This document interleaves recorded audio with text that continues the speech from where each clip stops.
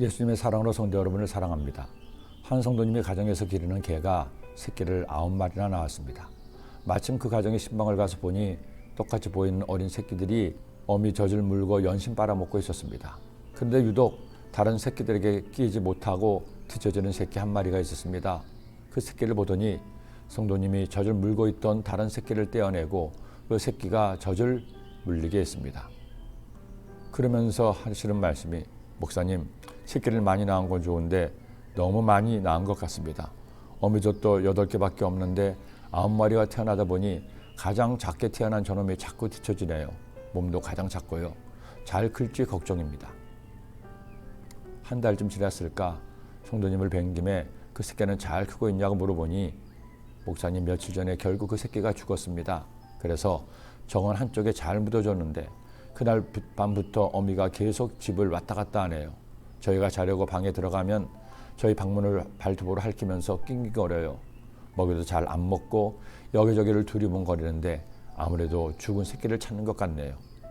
남은 새끼가 8마리나 있는데도 안 보이는 한 마리를 찾는 걸 보니 짐승도 새끼 사랑은 사랑과 다를 바 없는 것 같습니다.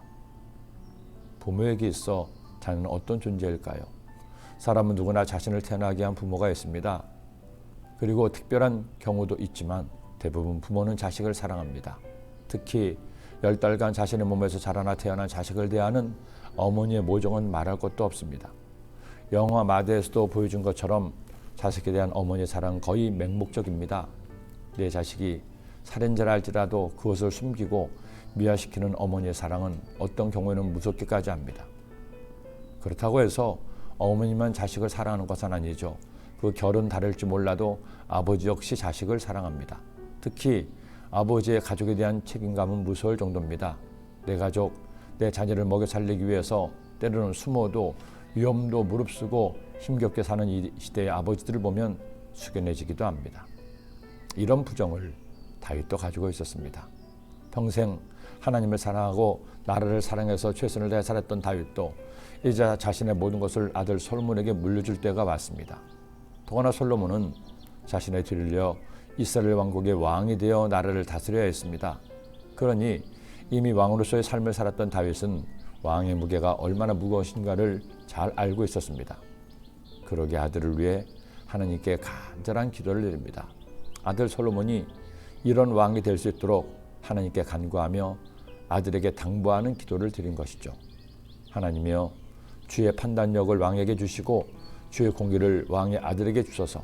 그가 주의 백성을 공의로 재판하며 주의 가난한 자를 정의로 재판하리니 의로 말미암아 산들이 백성에게 평강을 주며 작은 산들도 그리하리로다. 그가 가난한 백성의 억울함을 풀어주며 궁핍한 자의 자손을 구원하며 압박하는 자를 꺾으리로다.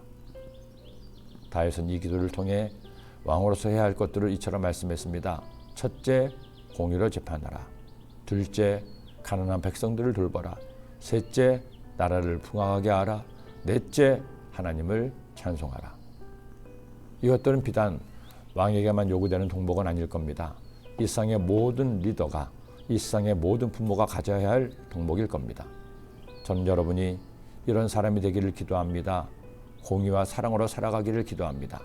내 가족을, 공동체를 책임지고 잘 되게 하는 사람이 되기를 소원합니다. 무엇보다도 하나님을 사랑함으로 날마다 찬송을 쉬지 않는 성도가 되기를 기도합니다. 하나님은 그런 여러분을 찾고 계십니다. 기도드립니다. 사랑의 주님, 우리가 주님 믿으며 살면서 하나님 말씀을 날마다 묵상하고 생각하며 말씀 따라 살게 하여 주옵소서. 내 인생을 책임진 리더로서 나의 가족을 생각하며 바르고 의로운 삶을 사는 저희 모두가 되게 하여 주옵소서. 예수님의 이름으로 기도드립니다. 아멘.